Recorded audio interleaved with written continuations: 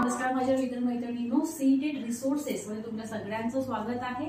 आपण आपल्या या चॅनलवर सीटेट पेपर 1 आणि सीटेट पेपर 2 याविषयी, त्याचप्रमाणे टीईटी पेपर 1 आणि टीईटी पेपर 2 याविषयी इथे आपण माहिती बघणार आहोत। इथे आपण डिस्कशन करणार आहोत। सीटेट पेपर 1 आणि सीटेट पेपर 2 मध्ये आपण बघतो की जसे तसे प्रश्न उत्तर विचारत नाही, म्हणजे जसं जन्म कधी झाला वगैरे असं काही जन्माचं तुमचं साल सांगा असं काही विचारतात। ते काय करतात, तुम्हाला सिच्युएशन देतात आणि सिच्युएशन बेस्ड प्रश्न उत्तर तुम्हाला ते विचारतात। आता कसं आहे, मी स्वतः सीटेटच्या ऑनलाईन आणि ऑफलाईन बॅचेस घेते, पण त्यामध्ये मला असं आढळून आलंय की मुलांचे बरेचसे कन्सेप्ट क्लिअर नाहीये। जसे पेडागॉजीचे खूप प्रश्न उत्तर, भरपूर कन्सेप्ट त्यांच्या क्लिअर नाही। त्याचबरोबर जे सायकोलॉजिस्ट आपले वेगवेगळे त्यांच्या पण कन्सेप्ट त्यांच्या क्लिअर नाहीये। तर म्हणूनच आपण आपल्या ह्या चॅनेल थ्रू सीटेटचे जे काही भरपूर काही कन्सेप्ट आहे ते आपण क्लिअर करूया। त्याचप्रमाणे टीईटी आणि पेपर 1 पेपर 2 यांचे सुद्धा कन्सेप्ट आपण क्लिअर करण्याचा प्रयत्न करूया। ठीक आहे, चला मग आज आपण सगळ्यात पहिले लेओ वायगोस्की थेअरी बघूया। ओके, तर बघा मी तुम्हाला इंग्लिश मध्येच इथे मी सगळं लिहिलेलं आहे, तुम्हाला मी मराठीमध्ये त्याचं एक्सप्लेनेशन करून देणार आहे। तर बघा सगळ्यात पहिले लेओ वायगोस्की थेअरी आपण बघू। आणि कसं आहे माहिती आहे का, ही जी थिअरी आहे ही खूप जास्त इम्पॉर्टंट आहे। पेपर 1 पेपर 2 या दोन्हीमध्ये जे प्रश्न उत्तर तर असतातच, त्याही बरोबरच जे आपले लँग्वेज सेशनचा जो भाग असतो ना त्यामध्ये सुद्धा वायगोस्कीचे प्रश्न उत्तर येतातच। तर मी तुम्हाला सांगते ते कसं कसं काय काय आहे। बघा आता पहिले यांची थेअरी कुठल्या नावाने प्रसिद्ध आहे, सोशो कल्चर थेअरी म्हणून यांची थेअरी प्रसिद्ध आहे। तर आता बघा एक एक टॉपिक मी समजावून सांगते, एक एक मुद्दा मी समजावून सांगते। He is a Russian psychologist, हे एक रशियन सायकोलॉजिस्ट आहे। आणि a social constructivist, he is a social constructivist, हे सोशल कन्स्ट्रक्टिव्हिस्ट आहे। आता सोशल कन्स्ट्रक्टिव्हिस्ट म्हणजे काय, त्यांच्या मते जे लहान मूल आहे ते 3 अस्पेक्ट मध्ये शिकतं। कुठल्या, तुमचं कल्चर, लँग्वेज आणि सोसायटी, यामध्ये तुमचं मूल शिकते। सोसायटीवर हे मूल जास्त, सोसायटी थ्रू हे मूल जास्तीत जास्त शिकते असं त्यांचं म्हणणं आहे, म्हणून त्यांना सोशल कन्स्ट्रक्टिव्हिस्ट असं म्हणतात जाते। त्याच्यानंतर focus on socio culture aspect, त्यांनी सोशो कल्चर अस्पेक्टवर खूप जास्त फोकस केला आहे। त्यांच्या मते सोसायटीज इम्पॉर्टंट आहे, लहान मूल सोसायटीमध्ये जितकं जास्त शिकते तिथे ते कुठेच जास्त बाकी कुठे शिकू शकत नाही, इतकं ते सोसायटीमध्ये जास्तीत जास्त प्रमाणात शिकू शकते। सोसायटीमध्ये तुमचं लँग्वेज, भाषा, घर झालं, शाळा झाली, ह्यामध्ये तुमचं जे सोसायटीमध्ये तुमचं मूल जास्तीत जास्त प्रमाणात शिकते। त्याच्यानंतर based on collaborative problem solving. आता ह्यांची जी काही पूर्ण थेअरी होती ना ते कोलॅबोरेटिव्ह प्रॉब्लेम सॉल्व्हिंग होती। कोलॅबोरेटिव्ह प्रॉब्लेम सॉल्व्हिंग म्हणजे काय, आता आपण ते बघूया। आता बघा जसे आता कसं आहे की हे समजा 4 मुलं आहेत आणि यांना कुठलाही टास्क दिला आहे, त्यांच्या टीचर्सनी टास्क दिला आहे, हे त्यांचे टीचर मध्ये, ठीक आहे, टीचरनी त्यांचे टास्क दिले आहे। तर हे बघा कसं आहे, आता हे मी ॲरो करत आहे इकडून तिकडे तिकडून तिकडे। यांचं काय होतं माहिती आहे का, हे आता हे कोलॅबोरेटिव्ह रीतीने शिकत आहे, म्हणजे सहयोगात्मक पद्धतीने, सहयोगात्मक रीतीने ते शिकत आहे। आणि हे टीचर आहे त्यांचे, म्हणजे टीचर काय करतात म्हणजे ह्या सगळ्यांना हेल्प करतात, हे सगळ्यांना ते सांगतात। हे झालं कोलॅबोरेटिव्ह लर्निंग। कोलॅबोरेटिव्ह लर्निंग म्हणजे सहयोगात्मक अधिक, ठीक आहे। सहयोगात्मक म्हणजे काय की यांना एखादी प्रोजेक्ट दिलं जाते किंवा काही एखादी सिच्युएशन त्यांच्यासोबत दिली जाते आणि त्या सिच्युएशन मधून निघायचं कसं ह्या टास्क दिला जातो आणि मग हे सगळे विद्यार्थी मिळून तो टास्क कम्प्लीट करण्याचा प्रयत्न करतात। आणि टीचर्स जे आहे ते टीचर्स त्यांना त्यासोबतच त्यांना त्याची मदत करतात। हे झालं कोलॅबोरेटिव्ह लर्निंग, ठीक आहे। आता टीचर जो असतो ना तो याच्यामध्ये फॅसिलिटेटर असतो, टीचर हा फॅसिलिटेटर असतो। तो फक्त तुम्हाला म्हणजे तुम्हाला तो सांगतो की असं करायचं तसं करायचं, तो म्हणजे सॉल्व्ह करून देत नाही प्रॉब्लेम, तो तुम्हाला मदत करतो, तुम्हाला सांगतो, रस्ता दाखवतो की भाई ह्या अशा वळणावर जा, तुला तुझा मार्ग सापडेल। आता बघा लेओ वायगोस्की जे आहे ह्यांनी कुठल्या प्रकारची टीचिंग मेथड वापरली आहे ते आपण बघूया। ह्यांनी कसं केलं, कोऑपरेटिव्ह आणि कोलॅबोरेटिव्ह लर्निंग त्यांनी वापरली, त्याच्यानंतर पेअर ट्युटरिंग त्यांनी वापरली आहे, गाइडेड लर्निंग त्यांनी वापरली आणि रेसिप्रोकल टीचिंग त्यांनी वापरली, हे त्यांच्या टीचिंग मेथड। आता आपण बघू की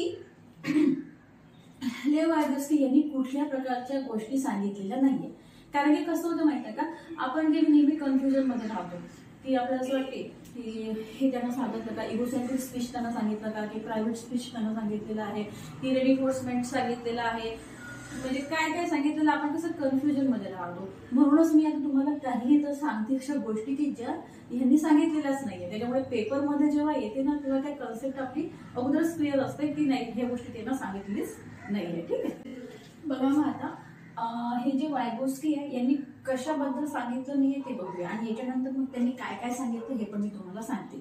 आता बघा, त्यांनी इगोसेंट्रिक स्पीच बद्दल सांगितलेलं नाहीये.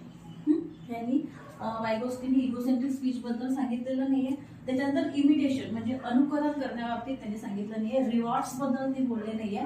प्रॉब्लेमॅटिक स्पीच बद्दल ते काहीच बोललेलं नाहीये. मॅच्युरेशन बद्दल ते काहीच बोललेलं नाहीये. मॉडेलिंग बद्दल त्यांनी काहीच सांगितलं नाही. कंडिशनिंग बद्दल त्यांनी काहीच सांगितलेलं नाहीये. ठीक आहे, हे गोष्ट तुम्ही लक्षात असू द्या की वायगोस्की यांनी ह्या गोष्टी सांगितलेल्या नाहीये. मग आता वायगोस्कीने काय काय सांगितलेलं आहे हे आता आपण बघूया, पण ह्या गोष्टी त्यांनी सांगितलेल्या नाही हे तुम्ही लक्षात ठेवा. इगोसेंट्रिक स्पीच त्यांनी सांगितलेलं नाहीये. इमिटेशन त्यांनी सांगितलेलं नाही. रिवॉर्ड्स बद्दल त्यांनी काहीच बोलले नाही. प्रॉब्लेमॅटिक स्पीच बद्दल काहीच बोललेले नाहीये. मॅच्युरेशन बद्दल काहीच बोललेलं नाहीये. मॉडेलिंग आणि कंडिशनिंग बद्दल ते काहीच बोललेले. आता वायगोस्की यांनी काय काय सांगितले, याच्या कन्सेप्ट कोणत्या कोणत्या ते आपण बघूया पहिले. तर सगळ्यात पहिले काय यांनी ह्याच्या कन्सेप्ट सांगितलेले आहे, यांची MKO, स्कॅफोल्डिंग आणि तुमचं झेडपीडी. बघते एक एक एक आपण तुम्हाला सांगतो, मी तुम्हाला सांगते. बघा, MKO म्हणजे काय झालं की मोर नॉलेजेबल अदर्स. ठीक आहे, म्हणजे a person who has more knowledge than us, एक असा व्यक्ती ज्याला आपल्यापेक्षा जास्त नॉलेज आहे. मग आता हे तुमचं कोणी पण असू शकते, तुमच्यापेक्षा लहान तुमचे बहीण भाऊ असू शकतात, किंवा तुमचे टीचर्स असू शकतात, तुमचे फ्रेंड्स असू शकतात, कोणी पण असू शकते. MKO कोणी असू शकतो. MKO म्हणजे काय की मोर नॉलेजेबल अदर्स. त्याच्यानंतर स्कॅफोल्डिंग. स्कॅफोल्डिंग हे झाली तुमची हेल्प. स्कॅफोल्डिंग म्हणजे काय, हेल्प, तुमची हिट, जे मला समजावून सांगते परत. आणि झेडपीडी म्हणजे झोन ऑफ प्रॉक्सिमल डेव्हलपमेंट. बघू आता आपण एका आकृतीद्वारे हे थोडंसं समजावून घेऊया. बघा आता तुम्ही समजा, आता कसं आहे, आता ही एक आकृती, या आकृतीला आपण समजून घेऊया. एक व्यक्ती, एक मुलगा आहे, बालक आहे. तर एक लहान बाळ आहे, एक लहान बाळ आहे. तर याला आपण काही सिच्युएशन दिली. लहान बाळ आहे, त्याला आपण एक सिच्युएशन दिली आपल्याला. ठीक आहे, काही प्रॉब्लेम्स आपण त्यांना दिले. तर बाळ काय करतो, त्याच्या वयापेक्षा, म्हणजे त्याचं वय समजा किती आहे, समजा 7 वर्ष आहे, आणि त्याला आपण काही प्रॉब्लेम्स दिले. तर मग त्या म्हणजे त्याच्या वयापेक्षा, त्याच्या वयाच्या म्हणजे याच्यापेक्षा कशाला समजू शकतो आपण त्याला, त्याची जेवढी पॉवर आहे, म्हणजे जेवढं त्याचं जेवढं नॉलेज आहे, त्याच्या नॉलेजपेक्षा कमी याच्या आपण कमी प्रॉब्लेम्स दिले त्याला, कमी पातळीचे, कमी काठिण्य पातळीचे प्रॉब्लेम्स त्यांना आपण दिले, त्यांच्या नॉलेजच्या पेक्षा कमी पातळीचे. तर ते काय करतील, सॉल्व्ह करून टाकतील. म्हणजे त्यांना आपण जास्त प्रॉब्लेम्स दिले नाही, थोडंसं नॉर्मल्स त्यांना प्रॉब्लेम्स आपण दिले, तर ते सॉल्व्ह करून टाकतील. त्यानंतर मग आपण परत इथे त्यांना प्रॉब्लेम दिले, हे जे प्रॉब्लेम होते त्यांनी सॉल्व्ह केले मुलांनी, आणि इथे परत आपण त्याला प्रॉब्लेम दिले. इथे हा त्याला जर प्रॉब्लेम दिले ना, तर इथे सुद्धा त्यानं काय केलं, इथे सुद्धा त्याने हे प्रॉब्लेम सॉल्व्ह करून टाकले. त्यानंतर मग आपण परत इथे त्याला प्रॉब्लेम दिले. हे काय झालं, याच्या लेवलच्या वर आपण त्याला प्रॉब्लेम दिले. पण इथे काय झालं आता की इथे याच्या बुद्धिमत्तेच्या पातळीपेक्षा थोडंसं हाय लेवलचे प्रश्न तर आपण त्याला सॉल्व्ह करण्यासाठी दिले. तर त्याच्यामुळे काय झालं की इथे याला हेल्प घ्यावी लागेल. इथे याला एखाद्या व्यक्तीची हेल्प घ्यावी लागेल, त्यालाच आपण म्हणतो स्कॅफोल्डिंग. यालाच आपण म्हणतो यालाच आपण स्कॅफोल्डिंग असं म्हणू. ठीक आहे ना, यालाच आपण स्कॅफोल्डिंग म्हणूया. ठीक आहे, आणि हे जे आहे ना, म्हणजे इथपर्यंत जो काही लहान बाळ आहे, इथपर्यंत लहान बाळ प्रॉब्लेम सॉल्व्ह करू शकतो. इथपर्यंत एखादा मुलगा झाला किंवा एखादा बालक झाला तर प्रॉब्लेम सॉल्व्ह तो करू शकतो इथपर्यंत. तर हे त्याचं झोन ऑफ प्रॉक्सिमल डेव्हलपमेंट आहे. हे त्याचा तेवढा झोन आहे, त्याचा झोन आहे, हा तेवढा झोन आहे, झोन प्रॉक्सिमल डेव्हलपमेंट आहे, झेडपीडी आहे. आणि याच्यावर जर त्याला याच्या क्षेत्राच्या वर याला जे काही आपण प्रॉब्लेम्स दिले, तर हे जे प्रॉब्लेम्स आहे हे सॉल्व्ह करणार आणि असं नाही, सॉल्व्ह करेल तो, परंतु त्याला त्याच्यासाठी हेल्प लागेल, आणि तुझी हेल्प आहे तीच आहे त्याला स्कॅफोल्डिंग. बघा बघा मी तुम्हाला आणखी चांगल्या रीतीने समजावून सांगते. जर समजा आता कसं आहे की तुम्ही सीटेटची एक्झाम दिली, सीटेटची एक्झाम दिली, तुम्हाला माहिती आहे सीटेटमध्ये पास व्हायला तुम्हाला 90 मार्क लागतात, पण तुम्हाला किती भेटले? तुम्हाला 60 मार्क भेटले. तुम्हाला 60 मार्क भेटलेले आहे आणि मग तुम्ही आता तुम्हाला 60 करून 90 मार्कावर तुम्हाला जायचं आहे. तुम्हाला इथे आता हेल्प पाहिजे. मग आता तुम्हाला हेल्प जर पाहिजे, तुम्हाला चांगले मार्क मिळवण्यासाठी मग तुम्ही माझ्या चॅनलवर आलो, तुम्ही बघितलं किंवा तुम्ही कुठल्या आणखी चॅनलवर गेले, भरपूर प्रकारचे सीटेटचे चॅनल्स आहेत, टीईटीचे चॅनल्स आहेत, तुम्ही तिथे गेले, तिथे केलं, तुम्ही तिथे घेतलं, तुम्ही अभ्यास केला. हे 60 मार्क तुम्ही कसे कमवले? तुम्ही स्वतःच अभ्यास केला, तुम्ही स्वतः अभ्यास केला, स्वतः तुमचे 60 मार्क तुम्ही मिळवून टाकले. मग पण तुम्हाला माहितीये पास व्हायला 90 मार्क पाहिजे. मग आता अजून तुम्हाला इथे अजून तुम्हाला आता थोडंसं आणखी अभ्यासासाठी आणखी तुम्हाला अभ्यास करावा लागेल, आणखी थोडंसं तुम्हाला प्रयत्न करावे लागेल. तर मग इथे तुम्हाला हेल्प घ्यायची.